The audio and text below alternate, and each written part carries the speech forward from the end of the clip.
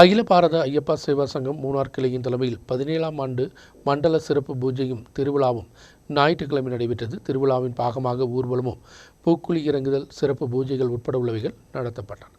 அகில பாரத ஐயப்பா சேவா சங்கம் மூணார் கிளையின் தலைமையில் 17ஆம் ஆண்டு மண்டல சிறப்பு பூஜை திருவிழா ஞாயிற்றுக்கிழமை நடைபெற்றது. சுப்பிரமணி சுவாமி கோவிலிலும் பழையமுனா ஸ்ரீ பார்வதி அம்மன் திருக்கோயிலிலும் கணபதி ஹோமம் நடைபெற்றது. பார்வதி அம்மன் கோவிலில் பால்குடம் மேல வாத்தியங்கள் முழங்க முன்னாள் டிவைஎஸ்பி ஆபீஸ் அருகில் உள்ள ஸ்ரீ விநாயகர் கோவிலில் வந்தடைந்து ஐயப்ப சாமிக்கு அபிஷேகமும் நடைபெற்றது.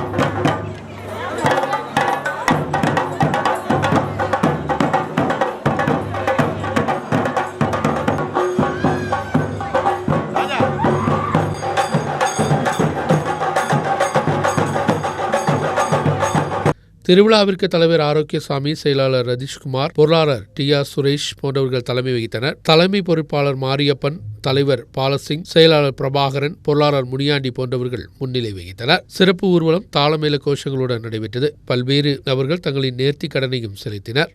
நியூஸ் பீரோ மூணார்.